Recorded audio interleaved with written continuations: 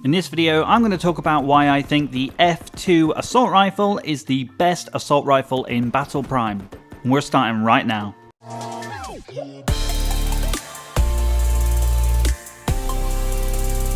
Hey, what's up guys, it's Anthony here from No Nonsense, bringing you a Battle Prime video today. But if it's your first time here and you want to learn tips on Battle Prime and how to crush your enemies, hit the subscribe button and also the bell notification so you don't miss anything. There is some gameplay in the background of me crushing my enemies with this gun, and I'm just going to talk through why I think this is the best assault rifle on the game right now.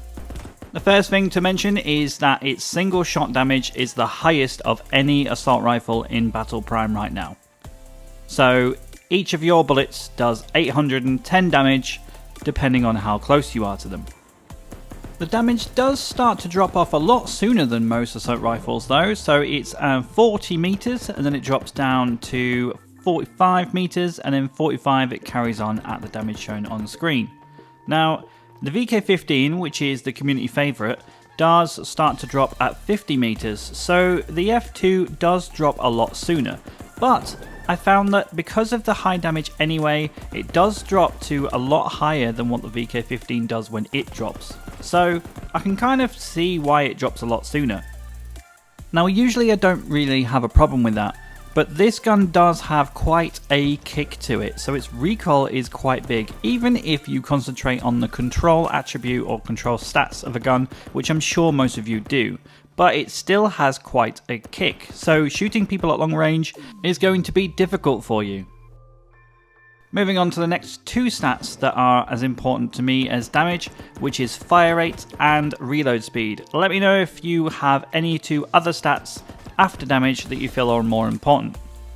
But let's start with fire rate. So, as you can tell, the fire rate of this gun is a lot slower than most assault rifles, and it's actually the slowest fire rate if you discount the F1, which is actually a burst rifle. So mix the damage with the slow fire rate, you've got to land your shots. Now I've got a quick draw magazine on this, which means that I actually have less bullets, but I reload quicker. I feel like I needed to do that just because I'm going to need less bullets to kill someone because of the high damage. So I find that I'm killing 2 people per magazine, so I need to reload that magazine quickly. Now I've said that the fire rate is the slowest of the assault rifles if you discount the F1, and the F1 is also the quickest reload speed, but if you put the quick draw on the F2 and not on the F1, then it does beat it. But obviously, in the interest of fairness, it's going to be number 2 in reload speed. Okay, so let's move on to attachments for this gun.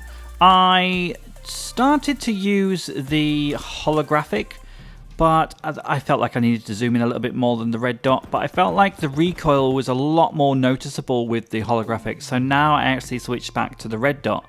I don't know why, I just feel like I can still hit my enemies using the red dot, but the recoil is a lot less. Maybe it's not, maybe it's just my eyes, but I feel like it is. Now, if you're an absolute beast with your aiming and you're able to hit guys whenever you want to, this gun is going to be the gun for you. You don't use as many bullets to kill someone. If you can land every shot, then you're golden. You can reload the gun pretty quickly. And have you ever counted the amount of bullets that people hang around their waist in this game? Like, right now, there's 145 in a magazine somewhere hanging on this guy's chest, so you're not going to run out of ammo. I don't think anyone's ever run out of ammo. If you've ever run out of ammo, let me know. Because seriously, I don't know how these guys carry on this much ammo with them. But obviously you don't need to worry about your reload speed or anything like that with this gun and the amount of bullets that you're able to pump into someone, because the F2 is just a beast. Okay, enough blabbering on about bullets and magazines and how crazy this game is that they can carry that much ammo around with them. Let's move on to the cons. So I've talked about why I like this gun so much, but let's talk about things that you might not like about it. You might not like that it's the slowest fire rated gun in the game for assault rifles. You want to spray as many bullets as humanly possible into your enemy. But let's just counter that with the whole registering of bullets fiasco. So if you're pummeling 50 bullets into an enemy, how many of those bullets are actually going to land? Maybe not as much, maybe like half of those. So the slower the fire rate for me, the more chance I'm going to be able to register those bullets. Now, I have seen some occasions where this doesn't happen and I feel like I'm hitting them and nothing's happening, but I see that it happens less and less on guns that have a slower fire rate. So if you're bothered about that, then this may be another reason why to pick up the F2. Now, I was supposed to be talking about cons, so let's continue. A normal magazine only carries 20 bullets. Now, I've said you might not need as many bullets, but if you don't land them, then you're going to run out of ammo, and although it does have quite a quick reload speed, you're still going to be there. I mean, I use poison. I'm not going to be switching to my sniper rifle to kill someone in close range, so I have to reload. Now, it does have the second quickest reload speed in the game for assault rifles, but if you're not bothered about the low magazine size because of the slow fire rate and the quick reload speed, I mean, I'm supposed to be talking about cons here. You chuck me a con, I'll chuck you a pro. Okay, let's talk about something serious here then. So, if I were to say what the most annoying thing about this gun was, I'd probably say it was the damage drop. Now, yes, you do usually just engage people within about 50 meters. I mean, the people I'm shooting here are probably within 50 meters, and this gun does drop at 40. But I feel like that's fine. However, I need to be able to hit my enemy. And as you can see right there, the recoil is just killing me here. So mix the damage drop off with the recoil, and you've got a gun that can't really hit people from far away. Are you going to want a gun that hits people from far away? I mean, with poison, probably not, because you can just whip out your sniper. But with a normal, like with shock, maybe you do want a gun that can engage people from far away.